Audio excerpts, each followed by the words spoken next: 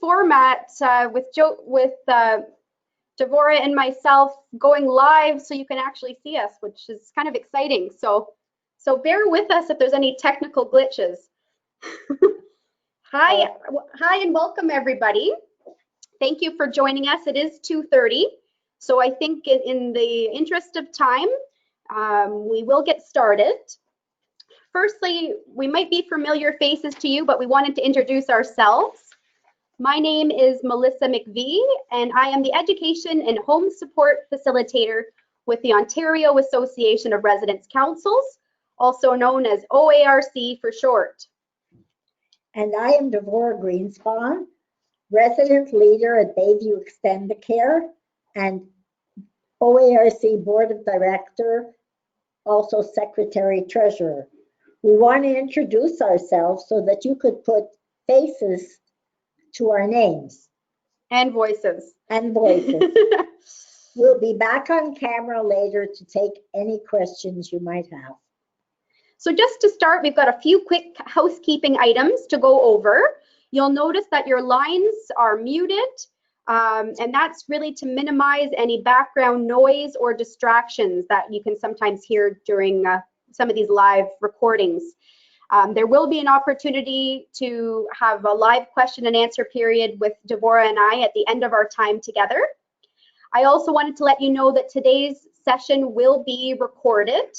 All of our OARC webinars are recorded and archived, and you can access them on the OARC website. So if anyone's missing today's session, feel free to listen back or watch back after today, and you can share it with other people in your home. And if you're wondering about our presentation materials, under the materials section on your toolbar, there is access to a PDF version of our presentation slides. So feel free to print and share and add some notes about what you're hearing us speak to today. Thank you so much for being here. We're very excited. During the next 50 minutes or so, we are going to take a deep dive into a topic that we're both very passionate about. The role of residence councils can play in admitting and welcoming new residents into the home. Excellent. So we're going to sign off on our camera for now so you can see what we're going to be talking about during our time together. See you later. So today we're going to start our time with a personal story. We're going to be hearing from Devora as she reflects and shares her own story of moving into long-term care. We'll then touch on some of the common feelings shared by other residents that have experienced a move to long-term care. We'll highlight some of the benefits of peer support, and then we're really going to hone in on some specific programs and initiatives that residents can champion or be actively involved in to help welcome new residents. Our hope as we move along today is that we'll help spark some interest or help you generate some new ideas that you can bring back to your residence council. I will now invite Devora to share her story. Before I moved into long-term care, I was a vibrant, active person. When I was 70, I packed up my car, not knowing a soul, driving 2,000 miles, and took on a teaching opportunity in Atlanta. It was a great experience. I was traveling and very busy. I had a busy life. I moved to Toronto because my daughter said that there were many more opportunities for seniors here. And suddenly, my life as I knew it started to change. I had always had problems with my back, but at 76, it got so bad I could barely stand up. I was like a pretzel. I had corrective surgery, but then I developed a cyst.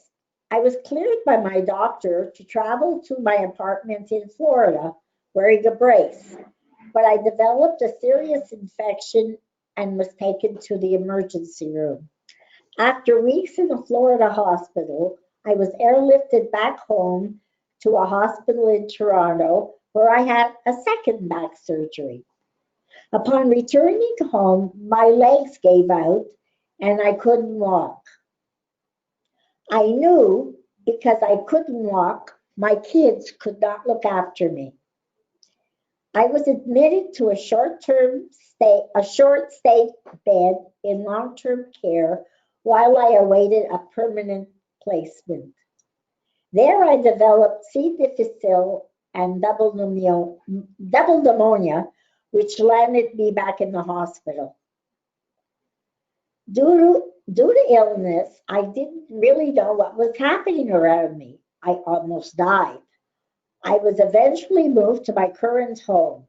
Everything was a blur, but I remember being bombarded with questions and having people in my face at all times.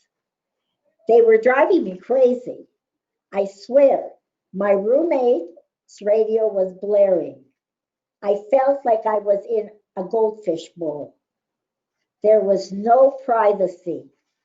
Another thing about the privacy situation was that the team members would not walk into the room, not waiting to say, please come in.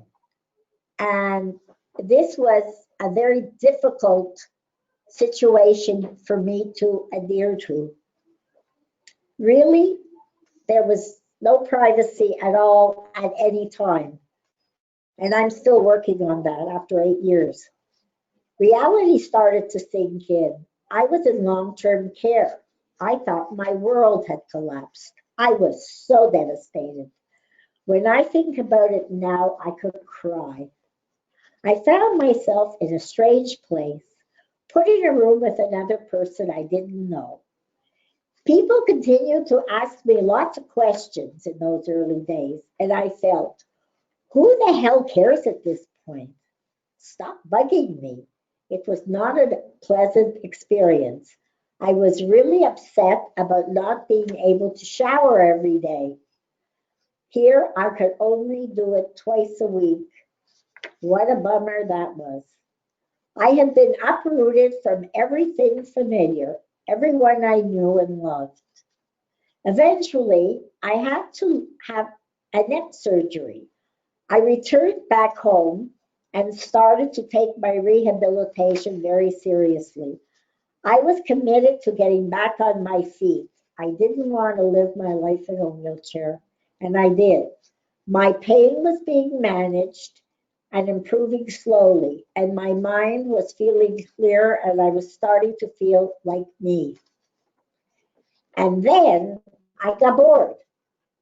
I'm not into old time sing-songs or bingo. I'm thankful for the program manager at my home, Pat, because she convinced me to go to my first residence council meeting and eventually helped me to connect with OARC. I try to stay as busy as possible. I can really empathize with anyone moving into long-term care for the first time. It's been 8 years that I'm here, and I'm still adjusting. I don't think any long-term care home will ever feel like home to me, but I'm making the most of it. And participating on Residence Council and OARC has helped to give me renewed purpose. Thank you, Devora, for sharing that very personal story. I think many of our listeners today will be able to relate to some of your experiences in some way. Over the years, I have worn many different hats. Before joining OARC, I was working as a manager in a long-term care home and coordinating new resident admissions. Now, I am the education facilitator with OARC, and I am visiting different homes and meeting with new groups of residents regularly. So I'm always getting lots of direct resident feedback about their experiences. As Devora shared, a move to long-term care often means having your world turned upside down. It is seldom a choice to move.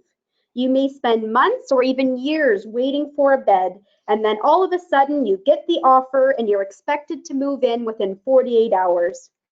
As you know, residents move for a number of different reasons, and the move is often precipitated by a significant change in someone's physical condition or cognition.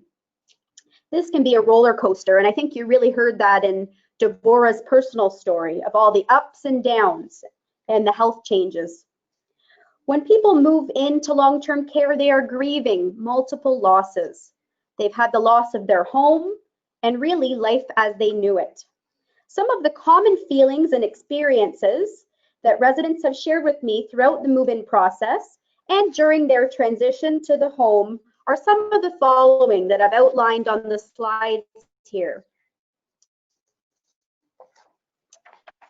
Most people report feeling like they've been physically transplanted from a familiar home setting to a strange new environment. They find themselves sleeping in a new unfamiliar bed and a new strange room. Something that I've heard regularly was the frustration that residents couldn't bring certain items with them. For example, there are limitations on what types of beds and mattresses are acceptable for safety reasons. Despite many home-like features, there are still many clinical aspects in long-term care, including the white sheets and towels that are provided, or the plastic-coated pillows that are for infection control. Many residents report feeling a loss of independence and dignity. Some people find that they are learning to accept physical assistance for the first time in their lives, and now they're in a situation where they're accepting help from new, unfamiliar faces. Some residents experience some brain fog or confusion following the move, citing that they just don't feel like themselves. Now, this could be brought on by stress, the stress of the move, or it could be a side effect of a medical condition or illness. Communal living, that's a real big adjustment for most people. And in long-term care, there are many new people to interact with, which often translates into many different personalities and potential triggers for conflict, which can be particularly unsettling for a new resident in the early stages following the move. When describing their feelings, many residents shared that they are devastated following the move. They feel depressed about their circumstances, or they're feeling scared and fearful. Most residents report feeling loneliness and missing loved ones. They may have been used to the daily companionship of a spouse or having regular visits from family and friends, and this may change somewhat following a move. Many residents struggle to adjust to new schedules, routines, and rules. You heard from Devora that the spa schedule or the routines for bathing was particularly upsetting. For some people, it's having more structured leisure time, having new foods and meal times, communal dining environments. These all take some time to get used to for a new resident. And lastly, but certainly not least, following a move to long-term care, some residents are exposed to new equipment for the first time. Something like a mechanical lift could be very scary for someone. Residents might find that they're using new medical products or receiving treatments that are new to them. They might be using incontinence products for the first time, or perhaps they are being encouraged to try some new mobility aids like a new wheelchair or walker. This can also symbolize a loss of independence and control for many individuals. The adjustment to the move can be improved when you start to connect with other residents in the home. I can't stress enough the value of peer support. To feel like you've made a friend. It's helpful to connect with someone who understands what it feels like, someone who's been through it, somebody who knows the ropes. We can empathize because we've been there, done that. It is so important to have someone to talk to listen to you when you get emotional. Team members or managers can be a source of support, but it's not the same. At the end of the day, they go home and we're still here. Another resident can help show you around and get you oriented to the building and get you out to programs. To give you an example, when I was a new resident, a gentleman took me under his wing, took me to a program in part of the home that I didn't know existed, and then made sure that I continued to go to the program. And he also took me around the building on a tour of the building to show me where everything was. Feeling welcomed into a new community, especially by a peer, can help lessen the stress and trauma of a move to long-term care. As someone who's lived in long-term care for 8 years, I feel a sense of responsibility to reach out and support new people moving in. If I can brighten someone's day and make them feel more comfortable and a part of and part of something, then I'm making a difference. I find that very gratifying. I think all residents can do the same, and that's why we're here today, to share some ideas of how residents can support other residents when they move into long-term care. On the following slides, we're going to devote some time to a few different welcome initiatives and avenues for building connection that you might consider trialing in your home. We'll devote a few slides and lots of discussion to each different area, including the creation of welcome cards or welcome gifts or baskets, creating a resident council brochure and promoting the resident council in your home, hosting welcome socials for new residents. We'll also share different strategies to support and encourage resident storytelling and sharing. And at the end, we'll show you how to bring all of these together through the creation of a formalized resident council subcommittee, also known as your welcome committee. Does your home have a craft making program? Or perhaps you've got some creative individuals in the home that you can call upon to create cards for new residents. There is no need to reinvent the wheel when it comes to welcoming initiatives.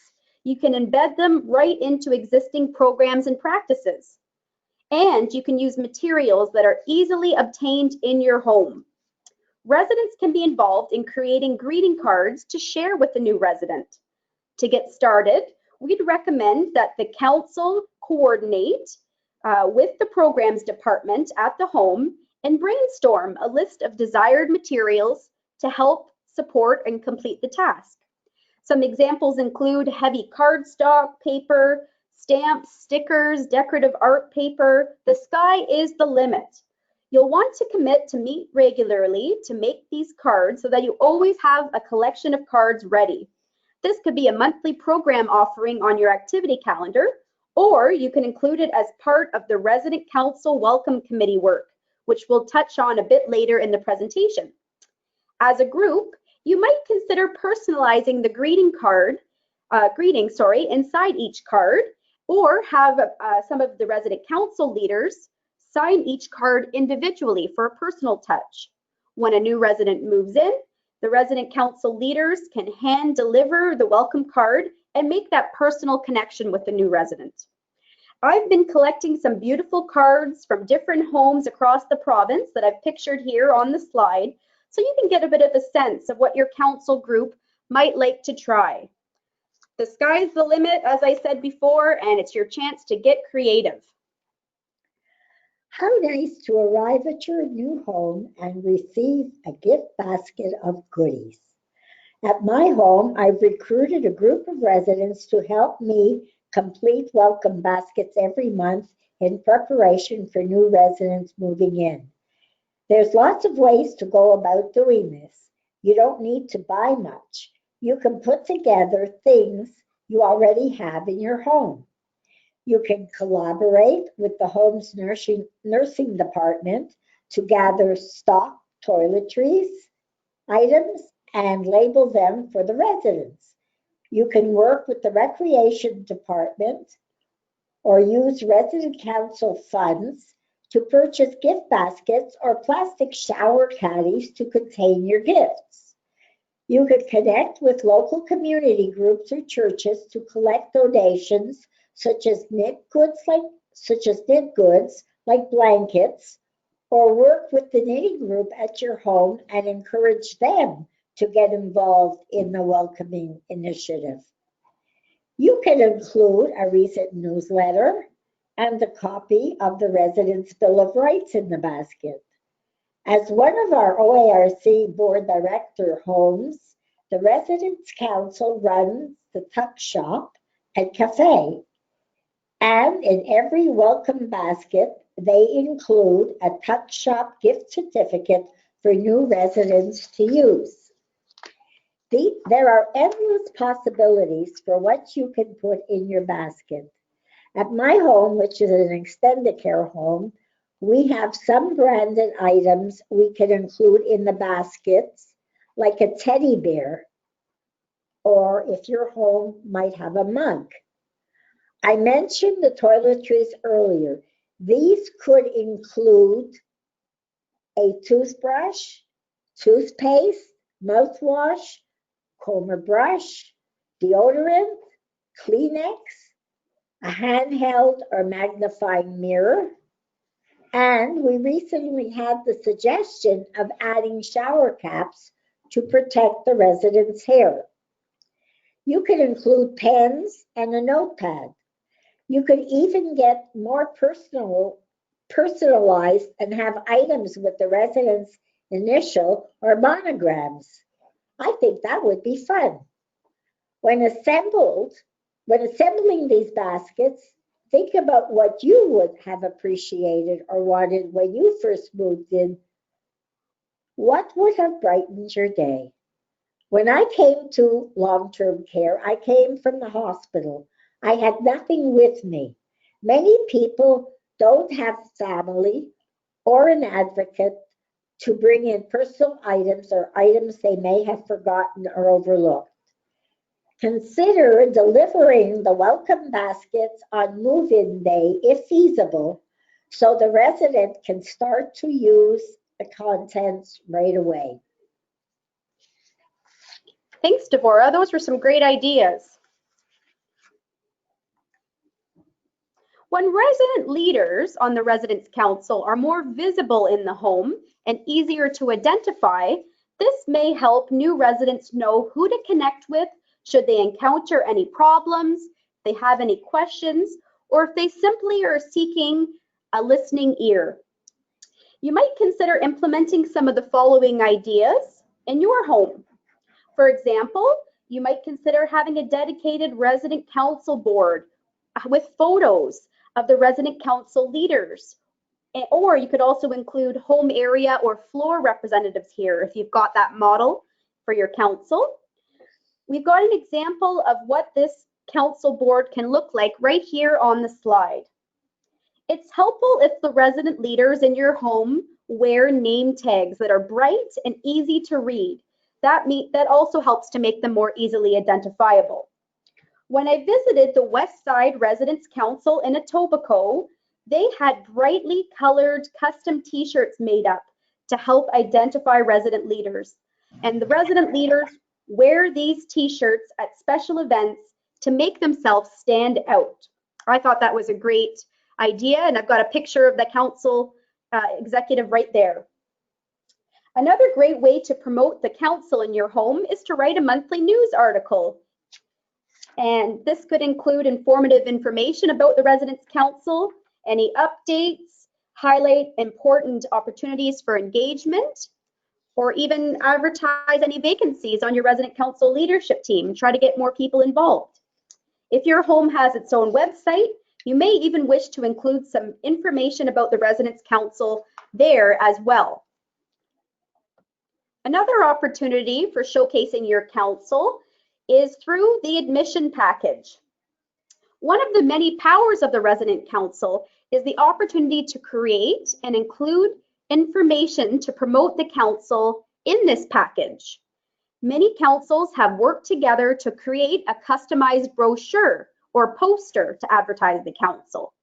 Based on resident feedback, OARC recently developed a template to help resident councils promote themselves within the home. And as you can see some of those snapshots on the slide, your brochure can highlight important meeting information. It could introduce your resident leaders, and it can include any other information that you think a new resident may wish to know about the role of the resident council at your home.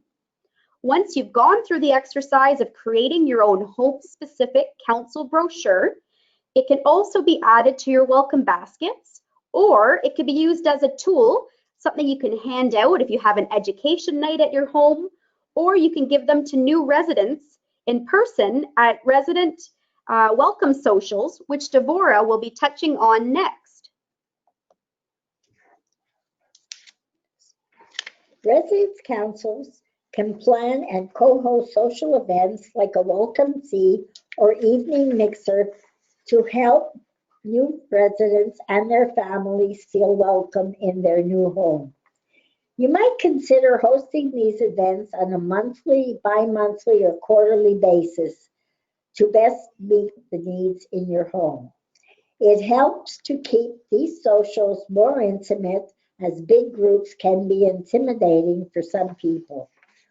When I run these teas at my home, I give a personal hand copy invitation to every new resident.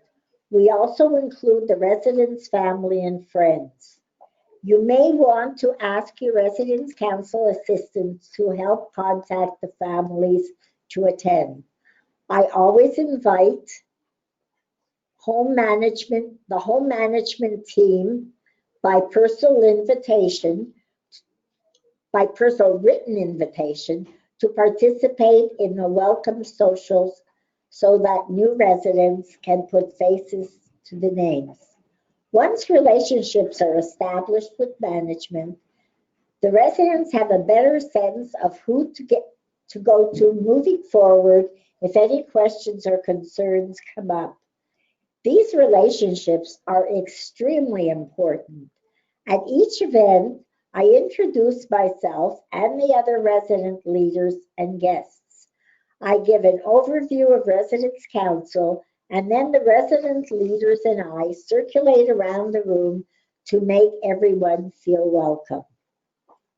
As a former resident council assistant, I used to help plan and co-host welcome socials with the Residence Council, and I can attest to how special these events can be.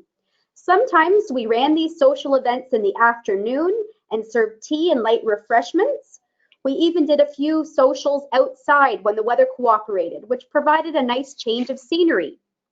I found that we got the best turnout when we hosted the social events in the evenings. Many new residents were more comfortable attending if their family members and friends were also planning to accompany them. And more family members shared that they could only participate outside of their regular working hours. It is a great idea to also include members of the family council at your welcome socials so that they can personally introduce themselves and connect with new family members. Another helpful tip worth noting is planning in advance and finding ways to connect people. Before each social, I would run some demographic reports and point-click care for the new group of residents. This would help me connect residents that maybe had moved in on the same floor or on the same home area. I could also highlight which residents maybe shared the same hometown or country of origin. Or I could connect people who had similar career backgrounds, for example, retired teachers or engineers. In some cases, having this information helped make people feel like they had some things in common with their peers, and it helped to spark some conversation at the socials. And to make the socials more interactive, it's always fun to add in an icebreaker element. Over the years, I've tried different games, like a getting to know you bingo, for example, where residents can mix and mingle and ask each other questions in order to fill out their bingo cards. There really is no right or wrong way to do this, and you may have to adjust your approach for each social based on the size of the group and the personalities of the new residents attending. Now, one last thing that Devora and I thought was important to share is that we have to remember that some residents are naturally social butterflies and they're outgoing. Other people are more private and introverted, so they may need a different approach in order for them to open up and share about themselves and make new friends. Some people are not going to be interested in joining your socials. So as a residence council, you will need to focus your efforts in other ways, perhaps connecting with that person in a one-on-one setting, maybe in their room, whatever their preferred setting is. So you might want to think about that as well. The best way to learn about residents is to ask them, encourage them, and to share their unique story. This is one of OARC's popular slogans, ask a resident. And residents are asked to wear this button. Got a picture on the slide there. Right, this button to emphasize this slogan. Residents have lots to share and contribute. And this is why residence councils are so important, to bring resident voices together. Residence council participation can be an excellent way to make friends and build lasting relationships. You may want to consider implementing a sharing circle approach or incorporate a talking stick so that every resident has a chance to contribute in a meaningful way at your meeting. I extend the personal invitation to new residents to attend the first council meeting. We devote the time at the meeting for new residents, introductions, and sharing if time permits.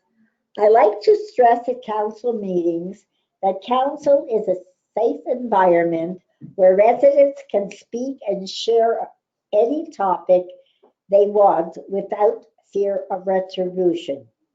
Whatever they say stays in the room. If they don't want their concerns captured in the minutes, they can say so, and so their privacy will be respected. Whenever possible, council meetings should be held behind closed doors. The privacy is important so that people feel more comfortable sharing. Those are some great ideas, Devorah. And I think it's much easier for residents to start building relationships if they're given these opportunities to learn about one another.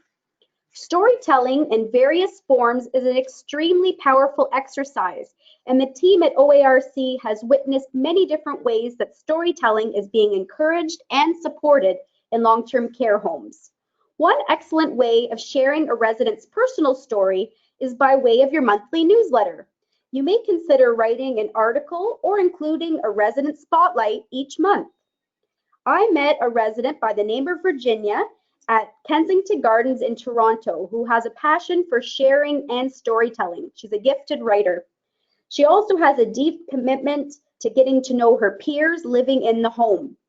She collaborates regularly with new residents and their family to help write and share their stories, which are then featured on a monthly basis in the home's newsletter. And I've tried to take a snapshot so you can see what that looks like on the slide. If you would like to trial something like this at your home, please remember to always obtain resident and family consent first. People have to be willing participants in order to share their story, and many people are very private. We must also respect confidentiality, so they'll let you know what they're comfortable sharing with you when they are invited to be telling the story. When you're engaging in the storytelling process, we want to collect and share information about the resident that may help other residents, team members, volunteers, etc., get to know the resident better as a whole person. And lastly, it's very important that we engage residents in the storytelling process. Can you ask yourself some of the following questions? Could you invite the resident themselves to share their own story? Could a resident peer help to write or capture the story, just the way Virginia does? Could a resident's family or friend contribute value or help articulate the story? Or how could a team member or a volunteer support the process of sharing? Getting to know each resident as an individual is necessary in order to establish a trusting, rewarding relationship and to promote person-centered caredness in a long-term care home. Consider trialing this OARC exercise called the I Am Statement with your Residents Council group first, and then consider rolling it out home-wide. Essential is a worksheet which you can find on your OARC website, and it is also included in OARC's newest program, Through Our Eyes, Bringing the Residents' Bill of Rights Alive. Every home received a copy of this program binder last March. As you can see on your slide, the worksheet has a series of statements like, I am, I like, I dislike, and you, the resident, can fill in the blanks. If a resident is unable to communicate or speak for themselves, you will need to work with families and team members who know the residents well to complete the statement. Each resident has a unique story to share.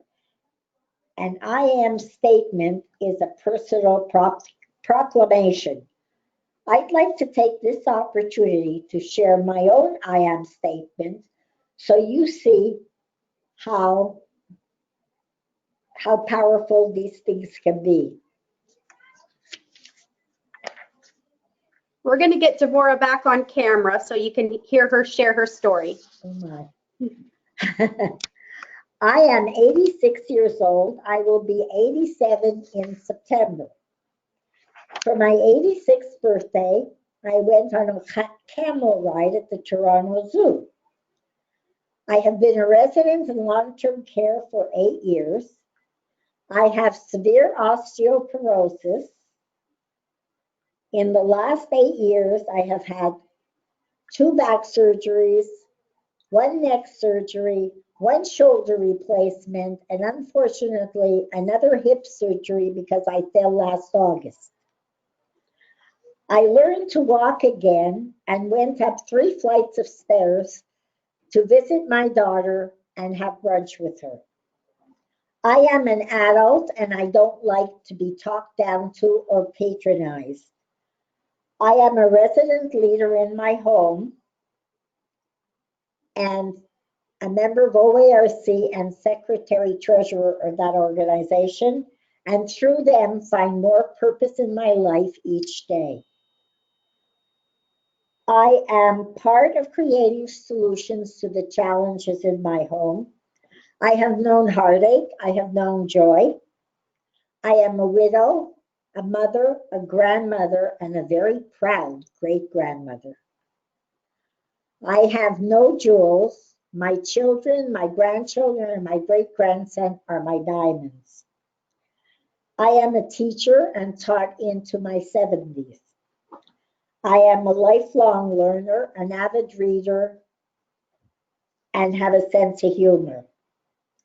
Outbreaks are very detrimental to me, to my pocketbook, because I am addicted to online shopping. I love ginger, naan, chocolate, ice cream, opera, and live theater. I know the thrill of taking risks, but the cost is too great. If I trip and fall, the doctor said I'm like Humpty Dumpty. He won't be able to put me back together again. But I want to be independent. It's a hard call to make.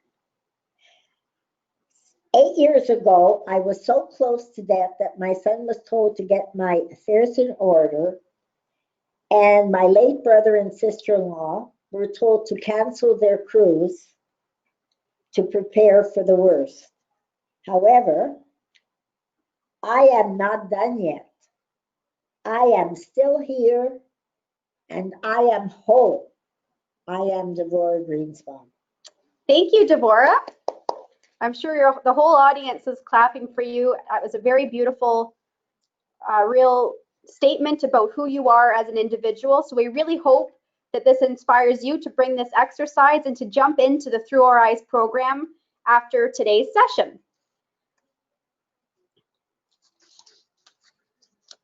To really bring the welcoming and peer support experience to life, we wanted to share another real-life example of how small gestures and efforts made on behalf of the residents and the residents' councils can have a meaningful impact on both the recipient and the person or group initiating the gesture.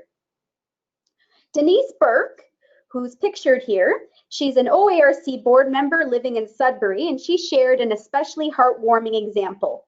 As a resident leader living in a larger home with 433 residents, Denise enjoys putting in the personal effort to visiting each floor and getting out and talking to people.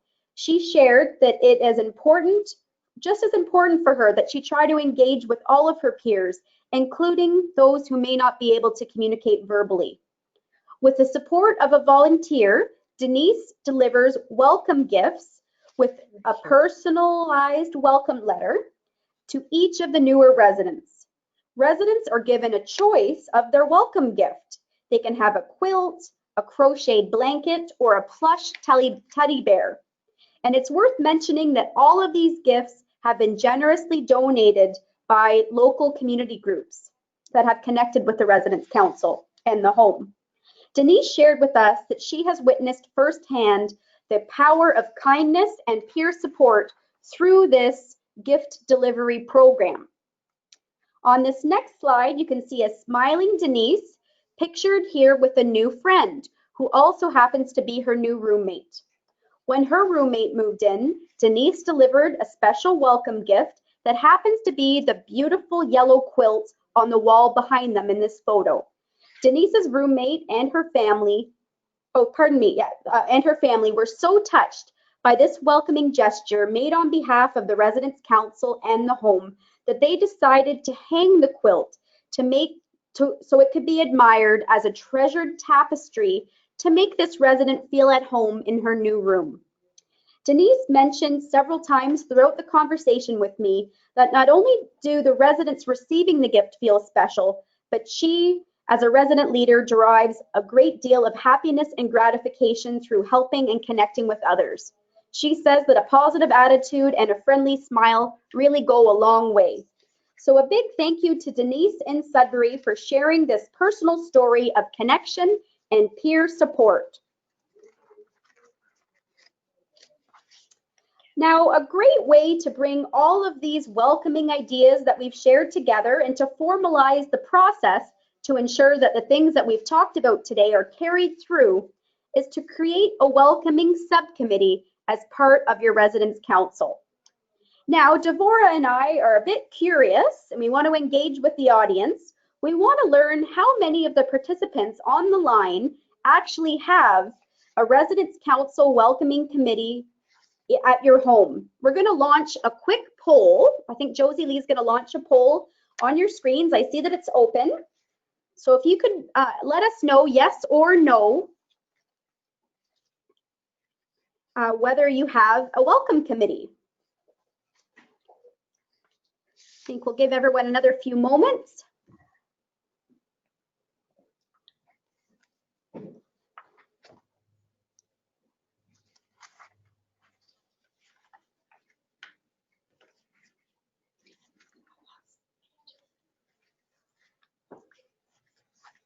Okay, Josie Lee, I don't see the results, so I might need you to read the results of the poll.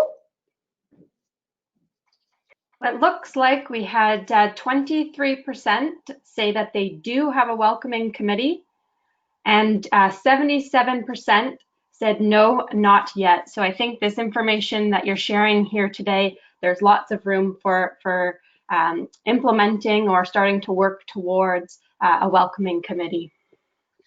Excellent. Yeah, so hopefully this will provide an opportunity to bring this back to your council, something to talk about. I did see that someone mentioned they have a peer support group. Sometimes peer support is a part built into this welcoming committee. So it might look very different from home to home and from council to council. but I'm so thrilled to see that some of you are doing it.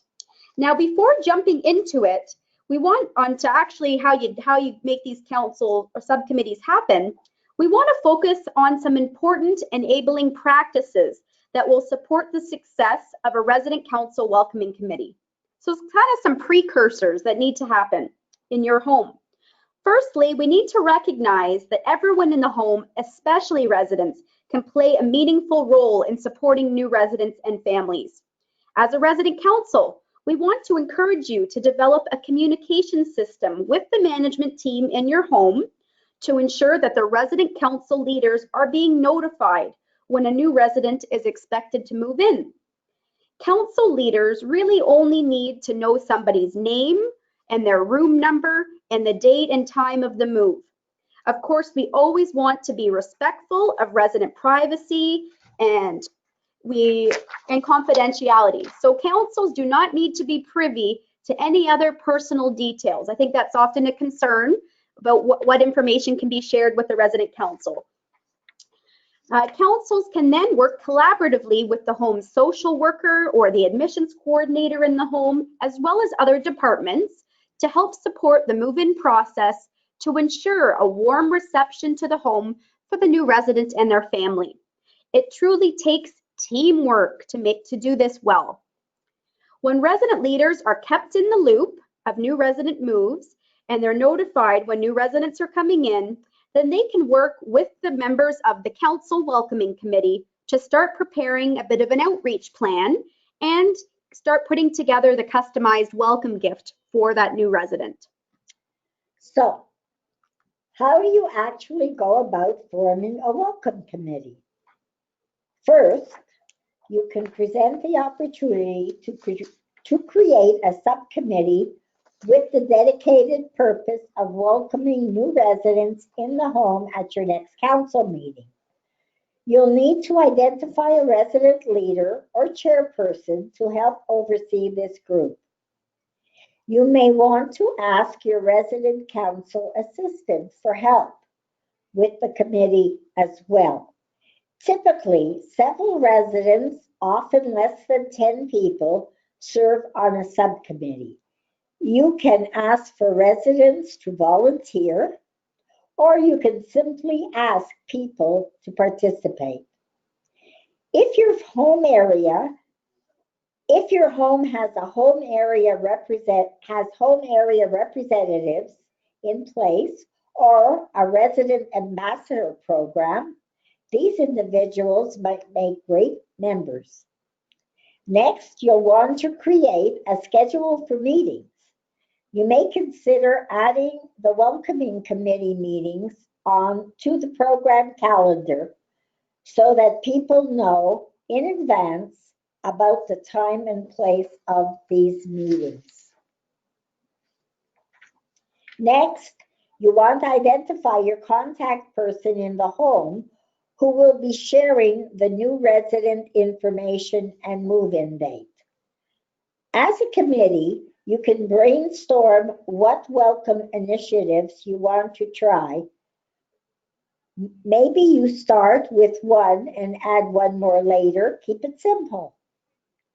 Work with your council assistant to collect materials for your welcome baskets or card making, etc. Use resident strength-based approach. Find ways that each resident on the committee can contribute. I usually set up an assembly line style with each resident putting items in the basket so that there won't be 2 items in one basket and none in the other. The baskets are put in a row on a large table or 2 tables with the items in front of each basket, and each resident has the job of putting the item that's in front of him or her in the basket. And I find that really works well. That's a good suggestion, Devora. So when we talk about using a resident strength-based approach, we want to focus on resident interests and their abilities. For instance, could a resident help assemble the welcome basket materials? And Devorahs just said that yes, that is possible. Could a resident help to handwrite the new resident's name in a welcome card? Could a resident accompany another resident leader to deliver the welcome basket or the greeting card? Perhaps a resident could help set up or clean up the room before a welcome social. There's lots of ways to engage residents in meaningful ways, but you have to give them the opportunities to do so. They don't know what they don't know, so they're looking to you to give them suggestions to get involved. The work of the welcoming is ongoing. It never stops.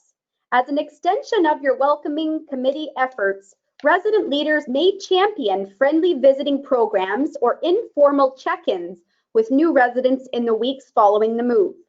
Some homes have invested in more structured and formalized peer support program tools. For instance, many of you have probably heard of the Java Club or the Java Group, pardon me, and they offer some great programs, including their popular Java Music Club, Java Memory Care, but they also have a Java Mentorship Program, which is a unique outreach program that brings together residents and volunteers to engage with residents who may be more isolated or experiencing loneliness in the home. In my many home visits, I've seen various types of peer support. There is no right or wrong way to go about it. What matters is that the residents in your home feel empowered to reach out and support each other and to share their lived experiences, the good and the bad. Over time, and with the right supports in place, we can start to build residents' capacity and increase their confidence to take on this kind of peer support work. Resident leaders can also be part of the home's tour team and meet with prospective new residents and their families when they're touring for the first time. It really is invaluable to have a resident there to greet these new people who might have lots of questions, and the residents are the best ambassadors in your home. I can't stress that enough. On an ongoing basis, residents can encourage their peers to join activities of interest, and they act as the social ambassadors. And of course, regular attendance at residence council meetings can help a new resident maintain connections and have a voice in the home. In turn, resident leaders can help ensure that the voices of their peers, especially those who may not be attending meetings or be able to speak for themselves, that they're represented in discussions when we're talking about resident quality of life or just overall life at the home.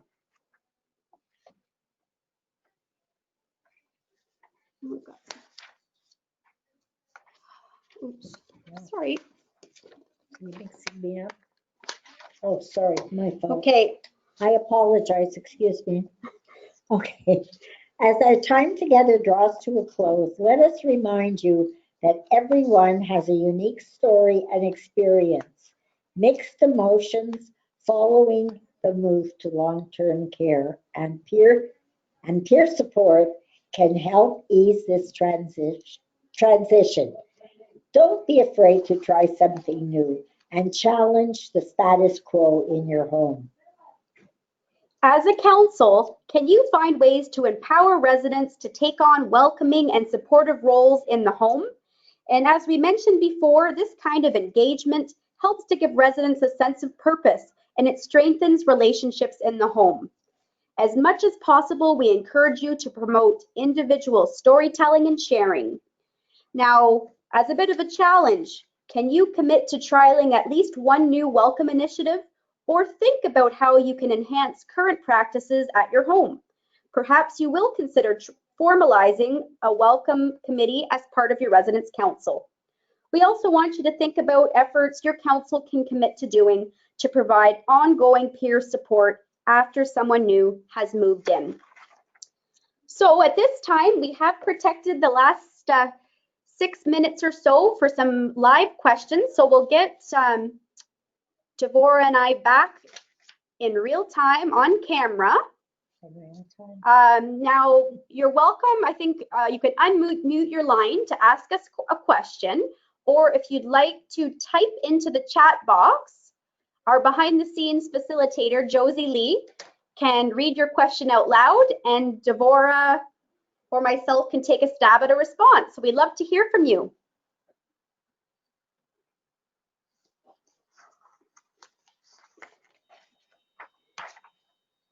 Now, for those of you who may be wondering about how to access some of the resources we talked about, like the Resident Council brochure template, the Through Our Eyes, Bringing the Resident Bill of Rights binder, there's some slides in the slide deck that you can access here that have the direct links, the website links, and directions on where to locate those things, as well as I've included the link for the Java group if you are interested in the peer mentorship program, which I've heard is great.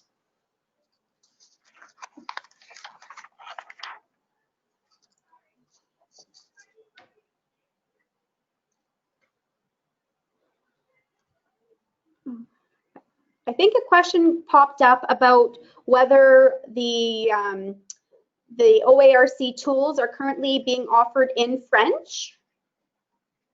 Right now, we do have the Resident Bill of Rights available in French. And we have worked to have our Through Our Eyes promotional video translated to French. We also have our Ask a Resident pins available in French and English when I come out to do home visits. We often get questions about how do we support and educate residents who may speak different languages, and OARC has partnered with the CLRI, and a number of different long-term care homes have generously shared translations of the Resident Bill of Rights in a number of different languages. I think we're up to almost 20 different translations. So that's one place to start. Devora mentioned that you can include the Resident Bill of Rights right in those welcome baskets or in the admission package for a new resident. It's very helpful for a new resident and family to see that those 27 rights are available to them in their preferred language. Yeah, it's important not only for the family to have the Bill of Rights, it's important to give it to the resident as well, so they will be able to know what their rights are. Because I don't find family members discuss the resident's Bill of Rights with them. So if the resident has a copy of the rights, then they know what's going on. Plus, Melissa, I could ask a question.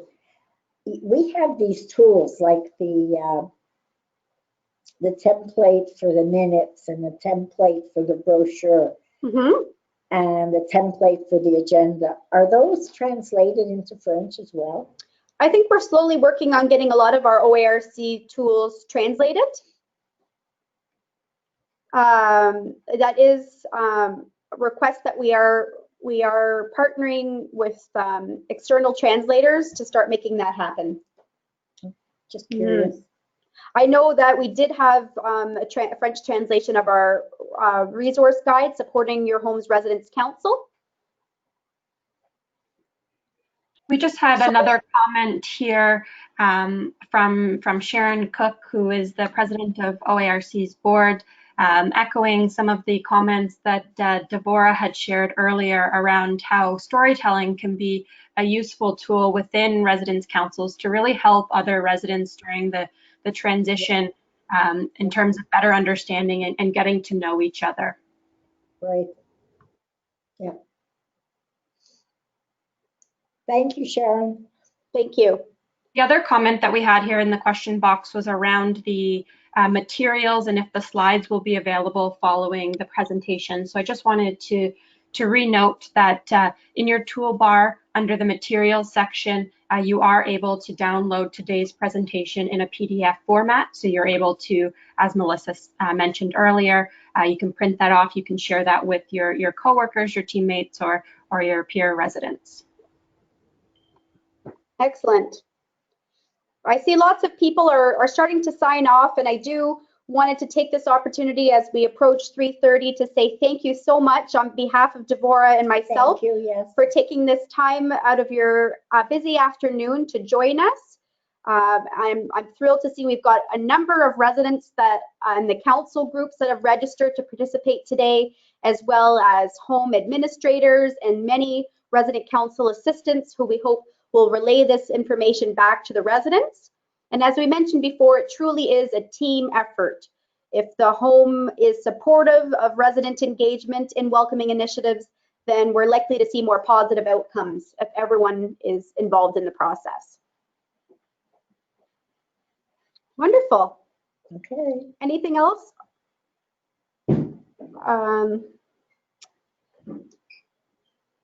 There should be in your toolbar a materials section with the PDF, and you can just click on it. It should populate, and then you can print it right from there.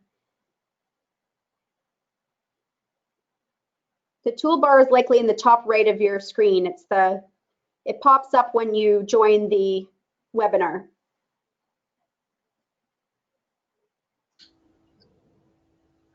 One other thing to note is that we will be sending out a follow-up email.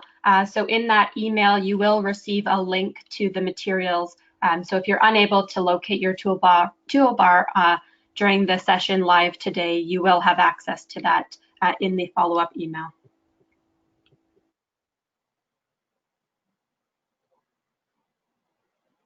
Are there any residents on the line who maybe have questions about the ideas we've shared?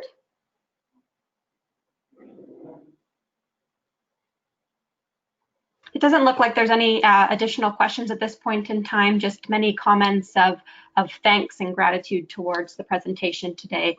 Job well done, ladies. Thank you so much. Thank you, Josie Lee. It's been a pleasure. So Yes, it has been fun. I do have my email on the last slide of the presentation deck. I do encourage you to send any follow-up questions to myself. I can share them with our board members to ensure that we have a resident perspective in the response. But thank you so much for joining us. I think we'll sign off. And again, thank you so much for participating. Thank you and have a great day.